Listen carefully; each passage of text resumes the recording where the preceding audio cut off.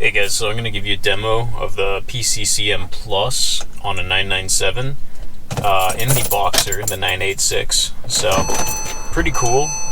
This is a good little upgrade for just basically entering your Porsche from the 2000s era into the 2020s.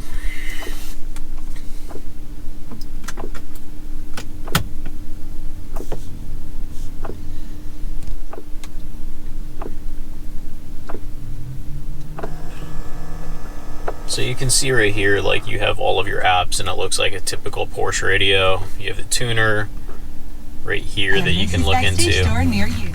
So, looks good. You can tune it either this way or using the little dial right here. List. It typically gives you the list of the radio stations. I'm in a garage right now, so it's just not populating any of them. Options, looks like you can see all of this stuff. Store radio stations if you want AM. If you don't want it on here, you can do that. Click the back button right here, and then you can toggle through some of your favorites. There's 20 radio stations that looks like you can save. Click the home button, and there's a hotkey right here for the radio also, so you can do that. Also one for phone, so you can see that it's connected to my iPhone right there.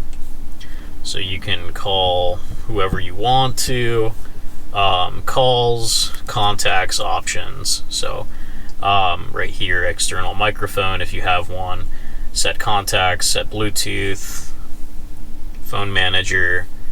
Yeah, it looks like there's just a bunch of these options right here. Navigation. I don't have the Porsche navigation map, which would be actually right here that you would put in there. I already have Apple CarPlay, so I feel like I didn't need to do that. I could just save the money. Same with map.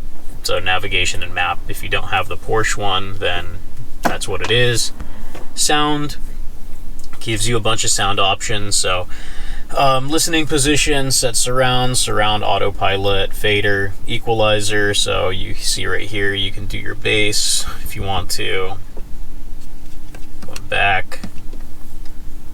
Car, so this one's kind of cool. You can just kind of see your drive time, miles per gallon, things like that. Continuous average speed. Look, 16 miles per gallon and a 997.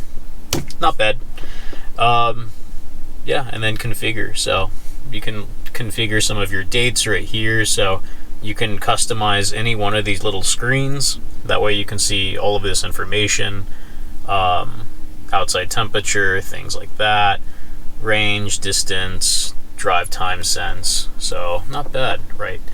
I like to just keep it simple right there. Set. This is kind of cool. So if your car had some of these options, you can definitely set it.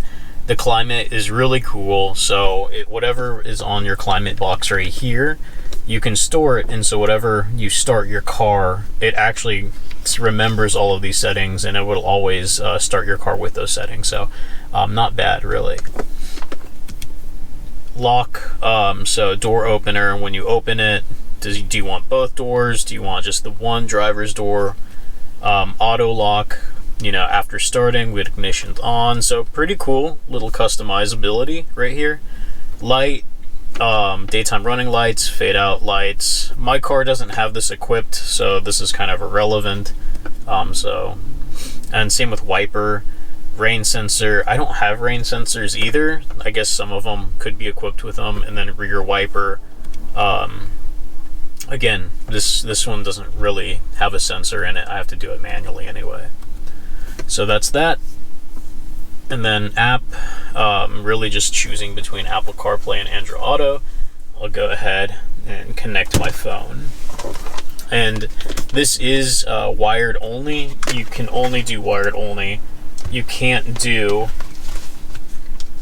wireless. There's been some hacks that I've seen online, and it looks like, with tearing out the radio and then messing with some of the components, you can do wireless. I think it's fine. It doesn't bother me. I have a iPhone, 13, I think. I don't even know at this point. But I put it in here. It's fine. I have a stick. You know, this works out really well. I can still shift. It's not going to run into anything. I haven't had any issues with it. And then, yeah, it looks like it brings it up into the 21st century. And you can see here that, you know, you have all of your apps and everything. Phone messages now playing. So you have that. Spotify. You can see that I won't turn it on because then YouTube will block my music, but you know, you'll have everything you need in here, so pretty good stuff.